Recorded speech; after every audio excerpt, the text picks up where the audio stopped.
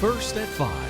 From the University of Florida's College of Journalism and Communications, you're watching WUFT News. We're set to see some of the coldest weather this season that will impact schools, work, and the roadways. Much of north central Florida is under a winter weather alert, from freeze watches to warnings. In the next few hours, temperatures will begin to plummet. This is WUFT's First at 5. I'm Bailey Korinek. And I'm Eva Garcia. WUFT has you covered on local and state preparations happening in our area. Let's get to the very latest. In the last 15 minutes, the city of Gainesville has announced it's closing tomorrow. RTS will run on reduced services until 10 a.m. The Mayor Harvey Ward has signed an executive order declaring a local state of emergency. The University of Florida announced that classes are canceled until Wednesday afternoon. In Gainesville, city leaders have extended cold night shelter programs available at St. Francis House and Grace Marketplace. And due to potentially hazardous weather, offices in Alachua County will be closed tomorrow. We have team coverage spread across Gainesville in the midst of the record-breaking temperatures. We begin with UF forecaster Matthew Clark giving us what we can expect as we head into the overnight hours. Yeah, as we start to head into those overnight hours, it's all a part of this giant winter storm that's moving its way across the southeast, a part of this low pressure system that's moving its way across the Gulf right now. A lot of snow already in the Panhandle, and it's about to start snowing in Tallahassee as we speak. They're starting to get a little bit of that mix of snow and rain as it starts to move its way towards our area. It's been snowing up in the Panhandle for the past 4 or 5 hours, and they've already accumulated over 5 inches of snow. It looks like a winter wonderland over there. It's just unfathomable to see, especially here in Florida, getting that much snow. Here over in Gainesville, though, on our campus cam, getting a little bit of drizzles over here. 42 degrees, though. Temperatures still cold, and that wind coming from the north, keeping us a little cooler. Temperatures feels like 35 degrees. It's very chilly out there, and that rain is only going to start to increase, and those temperatures are going to start to decrease. As we head into those early morning hours, freezing rain could be possible. As we head into later parts of early morning tomorrow morning, we could even see different types of winter precipitation. I'll have how long that's going to last and the type of precipitation in a few minutes. Hazardous driving conditions are expected from Tuesday afternoon into Wednesday. Bridges, overpasses, and elevated surfaces will be especially dangerous. An executive order issued by Governor DeSantis says that roads and highways may be closed if needed. Suwannee County it will open warming centers at Suwannee Coliseum Gym at 4 p.m. Tuesday until 8 a.m. Thursday. The gym is located on 11th Street in Live Oak. The Suwannee County Jail lobby will also be open, and you're advised to bring your own food and drinks, but leave your pets at home. They're not allowed. The Columbia County Sheriff's Office will be closed tomorrow in anticipation of hazardous road conditions. The office notes that winter precipitation impacts are starting today and will continue through Wednesday morning. Florida is experiencing record cold temperatures causing snow and black ice in some areas. University of Florida meteorologist William Maxim told me more on what locals need to know to stay safe. Driving around, it's going to be really hard to see where that ice is, and you're probably going to be slipping before the time you're actually going to be able to notice it. So I think the best thing to do is going to be to stay off the roads until later in the day Wednesday so we can be sure that all that ice is melted away. Maxim advises drivers and pedestrians to avoid travel during the morning hours as black ice can be very slippery and very easy to miss. Governor Ron DeSantis is cautioning Floridians about potentially record snow and dangerous road conditions as freezing temperatures were expected to sweep across the northern Florida region later Tuesday and Wednesday morning. A big concern is icy roads from a mix of snow, sleet, and freezing rain, as temperatures are expected to remain at freezing levels for a couple of days. School districts across the Panhandle and Big Bend canceled classes Tuesday and Wednesday, while counties have started to open cold weather shelters. DeSantis says ice up to half an inch thick will affect roads and could result in the power outages in the Panhandle and North Florida's Big Bend region. We are expecting snow in many parts of North Florida. The forecast now is 2 to 4 inches. It's possible you could have localized accumulation of up to 6 inches. The state has crews on standby to help electric co-ops that could have more difficulty responding to power outages. Also, the state will have more than 250 Florida Department of Transportation employees ready to go where needed with de-icing chemicals and 11 snowplows. As temperatures dip in Gainesville, animals at the Santa Fe College Teaching Zoo will receive some extra care to stay warm. WFT's Haley Bogoen visited the zoo to see how the staff are handling the cold.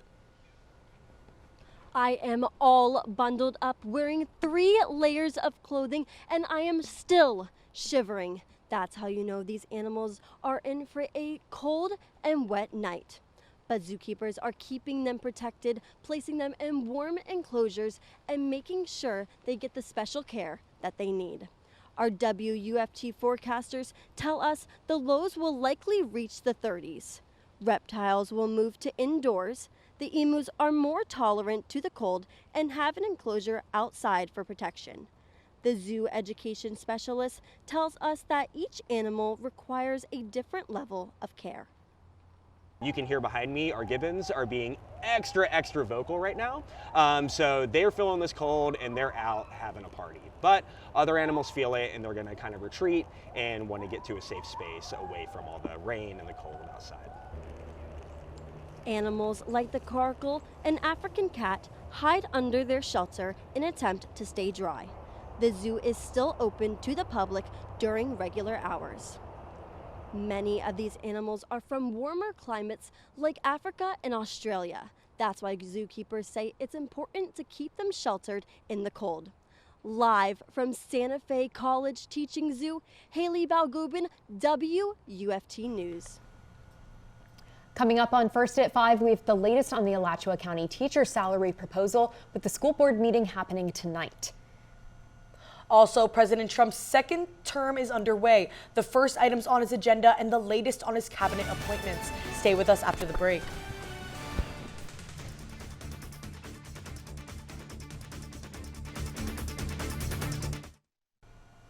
Now we're going to take a look at some traffic cameras in the Panhandle as snow has already started falling. You can see that there's a lot of buildup there already, and we are continuing to see flurries.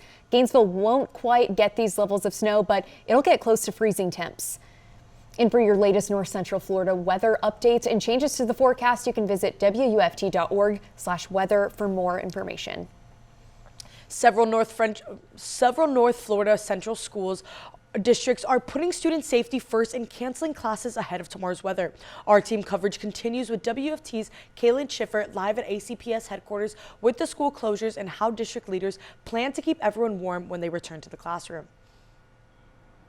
Early this afternoon, ACPS leaders made the decision to close all schools. This decision came out earlier than the 5 o'clock announcement they expected to make later this evening. Alachua County is among the several other counties in North Central Florida shutting down due to the storms. Columbia, Bradford, Levy, and Dixie counties joined Alachua in announcing Wednesday closures. All after-school programs, extracurricular activities will be canceled as well. Schools like Oakview Middle School are making preparations for students with the space heaters and some other steps taken, such as turning off chillers. I spoke with ACPS spokesperson Jackie Johnson about how the school is dealing with a heating system issue announced just weeks ago. Areas, including the cafeteria, they were able to keep the temperature in the upper 60s to low 70s. Are expected to open on Thursday, but families and staff will be notified of any changes through school leaders. Reporting live from ACPS, Caitlyn Schiffer, WUFT News.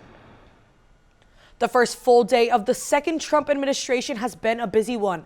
The president has made announcements regarding infrastructure and his cabinet. Nominees are already getting their day in the Senate.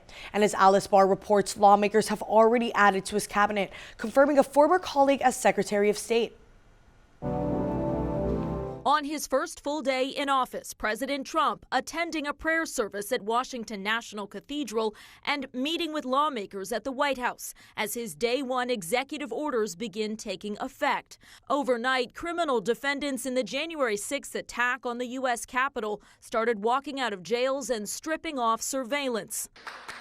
After the president pardoned roughly 1,500 rioters, including those convicted of assaulting police officers. Former officer Michael Fanone was beaten defending the Capitol and testified before the January 6th committee, today seeking a protective order, saying his family has been threatened and harassed. My thoughts are on protecting myself and members of my family. President Trump also taking sweeping executive action on immigration, including ending the right to citizenship for people born in this country to undocumented parents. Close to 20 Democratic attorneys general already suing to block the move, citing long-held constitutional protections. You know, we'll see. We have very good grounds. People have wanted to do this for decades. The president ordering the border sealed, the wall finished, and forcing migrants seeking asylum in the U.S. to wait in Mexico. Appointments that were set for today now canceled. As asylum seekers learned a processing app stopped working. I know the risk crossing illegally, and that's why we wanted to wait and cross legally. What we're saying is enter the legal way, but then we're going to destroy any legal pathways. Amid questions about his ties to tech industry giants, President Trump today announcing more private sector investment in AI infrastructure. A busy start with signs of what's ahead in the new Trump term. In Washington, Alice Barr, NBC News. Good news, readers. The Alachua County Library headquarters reopened to the public this morning. The downtown Gainesville Library has been closed since early January due to a power outage. All library services are now restored and available to the community. Alachua County's Teacher of the Year will be selected this Thursday. The finalists will go on to represent Alachua County Public Schools in the statewide program. The Alachua County program will be held Thursday at 6:30 at the Trinity United Methodist Church. The three finalists are Vanessa Lind, a second grade teacher at Glen Springs Elementary, Natalie Watkins, a seventh grade math teacher at Fort Clark Middle School, and Monica Benson, a special ed teacher at the Sidney Lanier Center. They and 37 other honorees from each of the district schools will be honored in the Robert W. Hughes, Teacher of the Year ceremony. A large winter storm is moving its way through Florida, but the real question is, are we going to get snow in Gainesville? I will have that and more after the break.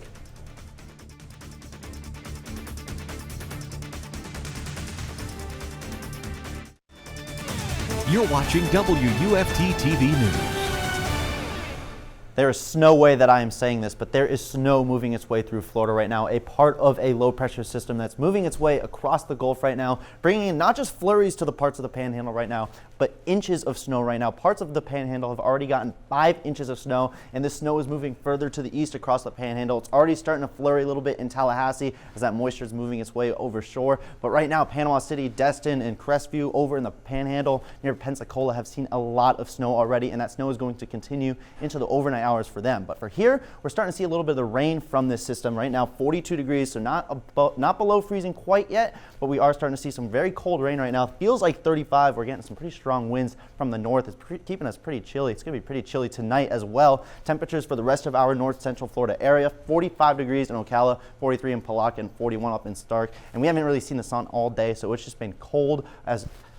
It's been very cold out there. It's going to start to drop as the system starts to move its way forward, as in you can see that rain chances also starts to move its way towards our area. As it heads into our area, temperatures are going to drop into those low 30s, and some freezing rain could be possible. And with freezing rain, a winter storm warning is in effect for parts of our areas as we head into the overnight hours. From 7 p.m. to 1 p.m. on Wednesday, from north across Marion County up into Alachua County, we do have a winter storm warning, and then south into Marion County, we have a winter weather advisory up until the points because freezing rain and black ice could be possible on those roads. Roads could be slick. So the further north you go, those weather impacts are going to be pretty higher. Tallahassee is seeing moderate impacts, and the further south we go, those impacts are going to start to be a little bit lesser and less. So the difference between the precipitation types, it's a little complicated. Everything is freezing. It's snow from sleet. It's like little ice pellets. So the best way I can describe it is a glazed donut is freezing rain, and then sleet is like the sprinkles on that glazed donut. But that sleet and future ice totals are going to start to accumulate. Anything above a quarter inch is considered dangerous and a part of a winter weather warning. And as that future sleet total starts to move its way down into around Wednesday morning, Gainesville's starting to see a little bit of a quarter of an inch there, and then the future snow totals not going to get accumulating of snow here in Gainesville, but we could see some flurries as we head early into Wednesday morning. So we're starting to see a little bit of rain here in Gainesville, and then that system is going to start to move its way closer to us early Wednesday morning. So the good news is most of us are going to be asleep by this point, but Wednesday at 5 a.m. we're starting to get mix of that snow and sleet.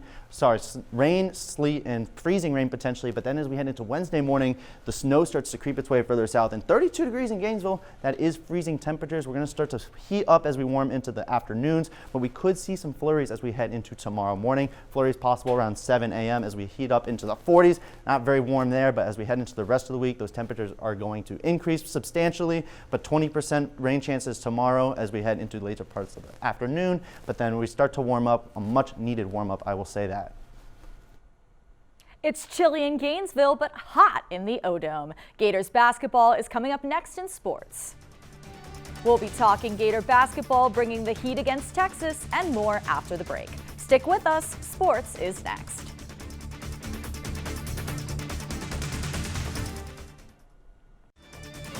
You're watching WUFT-TV News. Welcome to sports. I'm Shelby Hotz. Gator men's basketball put the L in Longhorns last Saturday in a 24-point victory over Texas. The 5th-ranked Gators proved their worth through a tough loss to an unranked Missouri last week.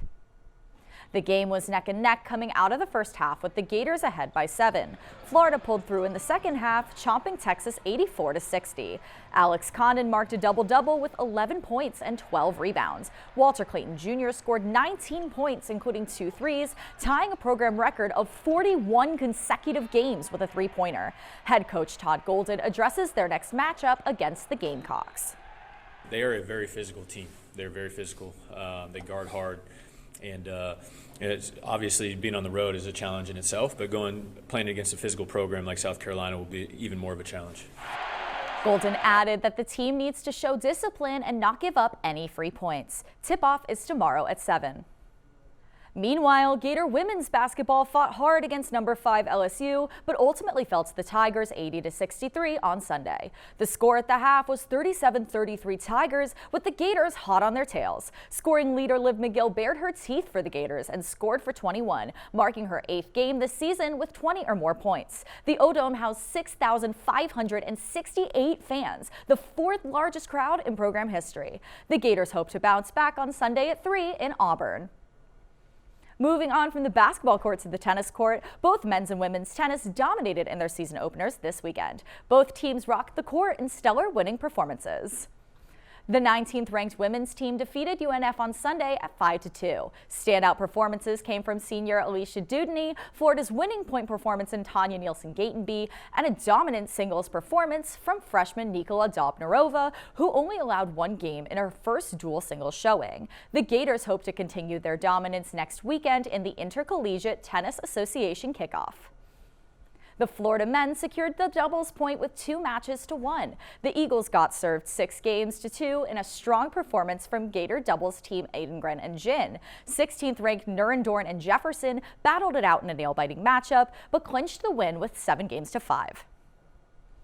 The college football playoffs have come to an end, and the Ohio State Buckeyes lifted the trophy over Notre Dame. This victory marks a much-needed redemption for head coach Ryan Day after failing to make the Big Ten championship this year and Ohio State not winning a college football championship in 10 years.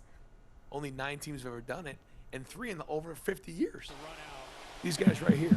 And there was a point where not a lot of people had that vision, but these guys did, and they saw it through. After falling to an early deficit in the first possession of the game, Ohio State outfought the Fighting Irish, scoring an unanswered 21 points in the second quarter and not letting up. This is the 9th title win for Ohio State, with QB Will Howard named MVP. In other news, both the Orlando Magic and the Tampa Bay Lightning head north of the border to face Canadian teams in the cold tonight. Thanks, Shelby. Marion County Public Schools has just announced that they will remain open tomorrow and are urging kids to bundle up with additional layers. All after-school activities, though, are canceled Wednesday and Thursday. Yeah, it's going to be cold tomorrow, and that is for sure. As we head into those overnight hours, we could see some sleet and some freezing rain here in Gainesville. The rest of our state is seeing some snow up in that panhandle. It is very cold right now, and those temperatures are going to continue to drop. Kind of a scary situation if you think about it, but it is also refreshing to see some snow in Florida. Thanks for joining us here on WFT. We're back here tomorrow with another edition of First at 5. But your North Central Florida news is always on at WUFT.org and on all of our social media platforms. Have a good night.